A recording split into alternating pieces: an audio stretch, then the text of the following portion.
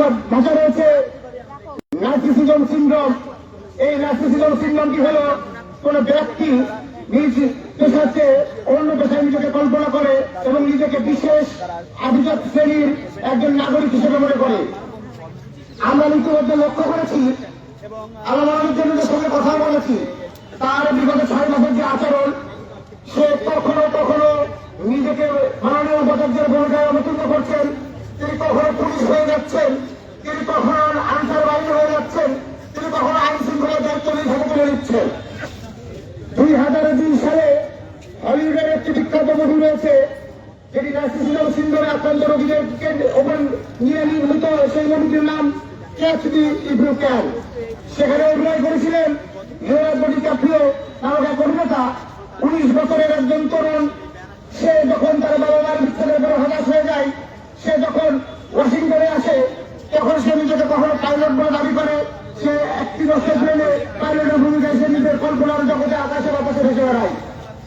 তার যখন টাকা প্রয়োজন হয়, সে তখন কোর্টের বারান্দায় গিয়ে আইনজীবীর পোশাক করে আইনজীবী হয়ে যায়। তার যখন ঘুরের প্রয়োজন হয়, সে নিজের এখন করে চিকিৎসকের ভূমিকায় অবতীর্ণ হয়ে যায়।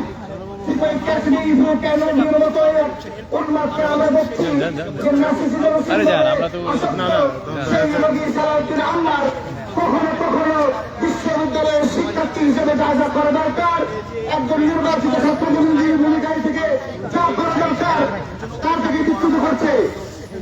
তার প্রতি যথেষ্ট সম্মান রেখে বলতে চাই, বিগত জুলাই আগস্ট অভ্যুত্থানে তার যে ভূমিকা, সে ভূমিকায় ছাত্রদল সহ সকল শিক্ষার্থীরা তার ভূমিকার বেশি প্রশংসা করেছিল এবং তার সঙ্গে আন্দোলনে সামিল হয়েছিল।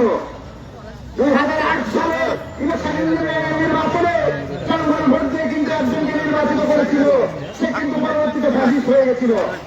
সালাউদ্দিন আল্লাহর সাধারণ শিক্ষার্থীদের সিম্পাথি দিয়ে আপনি যখন সুস্থ মস্তিষ্কে ছিলেন, তখন আপনি জিএস নির্বাচিত হয়েছেন। জিএস নির্বাচিত হওয়ার পর আপনার কিছু কিছু পাগলামি আচরণে মনে হচ্ছে আপনি নার্সিসিজম সিনড্রোমে আক্রান্ত। রাজশাহী বিশ্ববিদ্যালয়ের শিক্ষার্থী হিসেবে, ছাত্র সংগঠন হিসেবে ছাত্র দলের দায় নিয়েছে। রাজশাহী বিশ্ববিদ্যালয়ের কোন মেধাবী শিক্ষার্থী যদি এই ধরনের অসুখে আসক্ত হয়, তার চিকিৎসা দরকার এবং বিশ্ববিদ্যালয়ে যেহেতু একটি পূর্ণাঙ্গ মানসিক চিকিৎসা কেন্দ্র রয়েছে, সেখানে তার চিকিৎসার প্রয়োজন রয়েছে। রোগে আক্রান্ত কেউ যদি আপনার সহপাঠী থেকে থাকে, ছাত্র দলের সঙ্গে যোগাযোগ করবেন। আমরা পড়াশোনাকে কাছে খালি হাত ঢুকাই দিছ রে ভাই, কথা বলা মুশকিল।